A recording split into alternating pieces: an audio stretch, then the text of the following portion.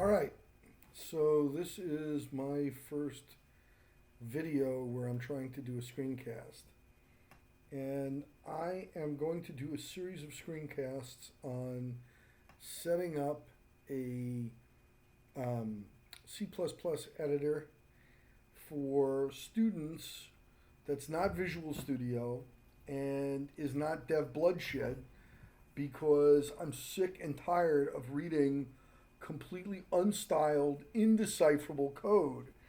And although I think the Google C++ style guide is pretty controversial, I still think that it is better to have them using styled code than not.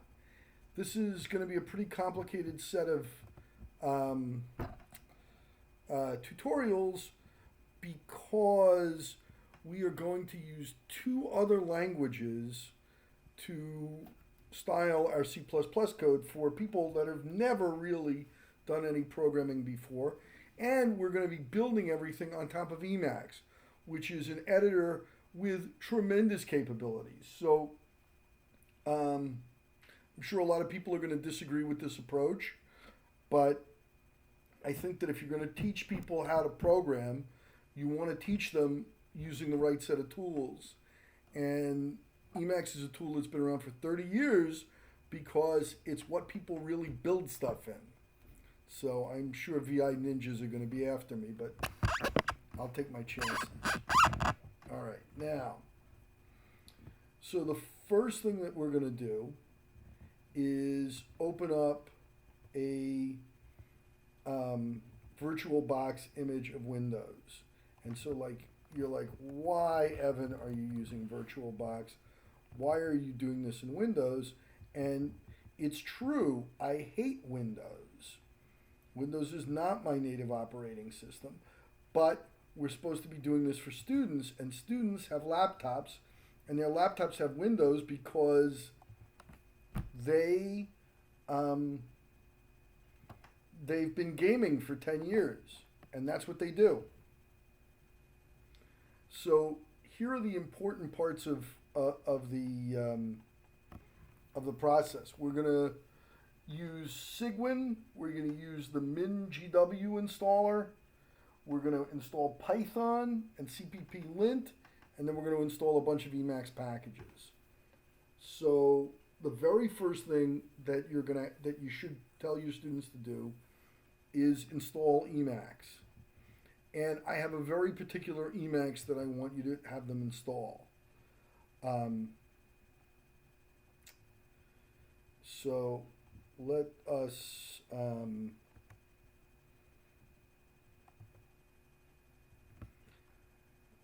well, let's go back to the start menu. I don't even know how to do this on Windows.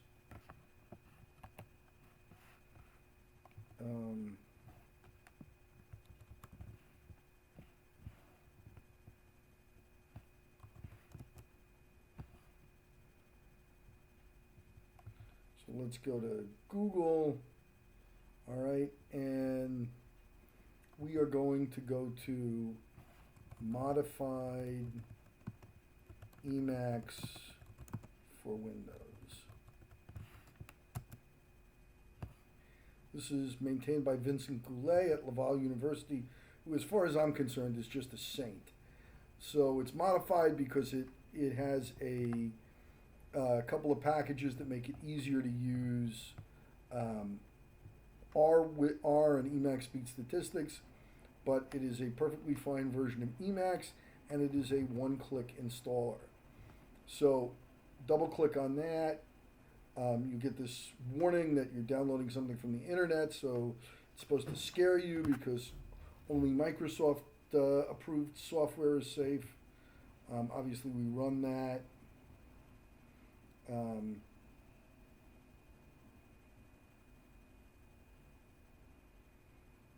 Runs its security scan.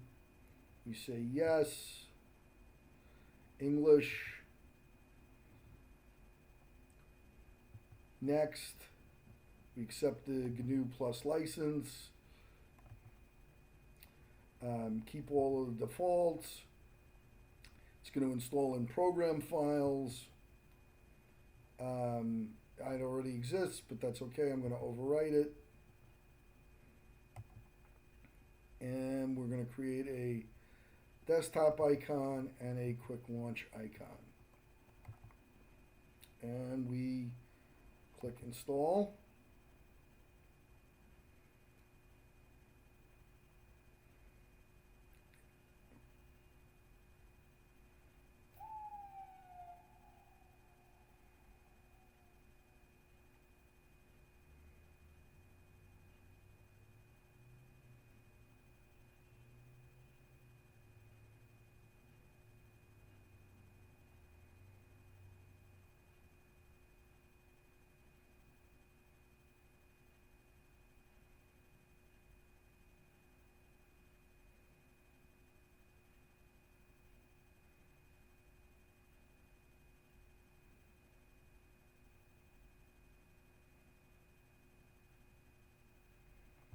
Finished. And there's the README. We don't care. If I search, I can type Emacs, and I have GNU Emacs on Windows. All right. And so yours will look different. This didn't overwrite my my .emacs file, which is the configuration, but it will your Emacs will have loaded.